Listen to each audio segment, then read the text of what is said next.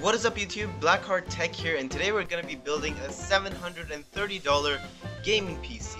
This PC is going to be able to run games at 1080p 60 FPS and 1440p comfortably without any lag whatsoever. Also, links to purchase any of the parts mentioned in this build are in the description below. Be sure to check them out if you want to buy them from Amazon.com. Anyway, without further ado, let's get right into the build. For the case, we're using a Silverstone SG13B. This is a mini ITX case and it's really small. It also supports really big graphics cards up to 10.5 inches, although the graphics card we're going to be using in this is really small as well. It also supports 120 to 140 millimeter single fan, which is in the front, or an all-in-one liquid cooler. And the next point that gets me really excited is it supports a 3.5 and a 2.5 inch hard drive slot. So you can have a 3.5 inch SATA and a 2.5 inch SSD ready to go. Next up, for the motherboard, we're using an ASRock H110M. This is an LGA 115 motherboard, so it's going to support the new Skylake chips. It also supports DDR4 RAM up to 2133 MHz, so you get really fast DDR4 RAM in there.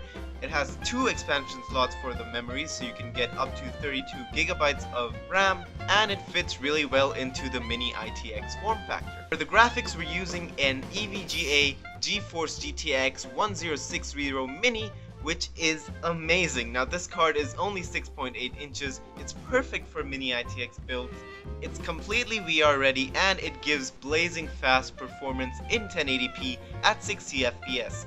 It also has 6 GB of GDDR5 memory, which is really good. For the CPU, we're using an Intel i5 6600K, and the reason I picked the more expensive 6600K rather than just the 6600, which is around $35 cheaper, is because of the future proofness. You can overclock this CPU and get the most out of your money in the long run. It also supports DDR4 and DDR3L memory. For the RAM, we're using Kingston's HyperX Fury Black. Now we're using 8 GB of RAM.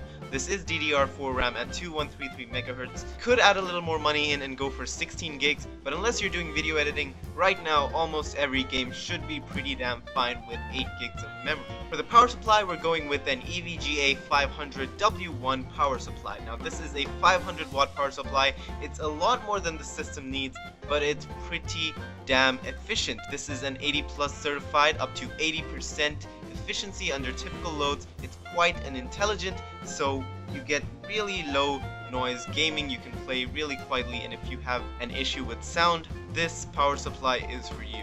And finally, for the hard drive, we're going with a Western Digital Blue 1TB SATA 6GB 7000 RPM hard drive. Now this is a SATA drive, so it's quite standard. Now let's take a look at some of the benchmarks on this beast of a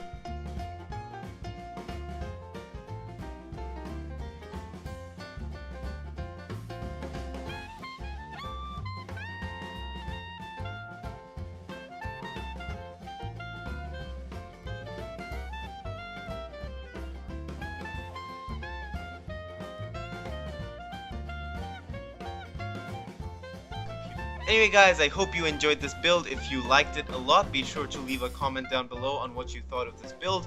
If you are going to build it, be sure to use my parts. They are using my Amazon affiliate link, which will help me out a little bit in making more videos like this. Thank you guys so much for watching. If you want me to do more videos like this, be sure to leave your price point down below and I will build a rig just for you. Anyway guys, Blackheart Tech signing out.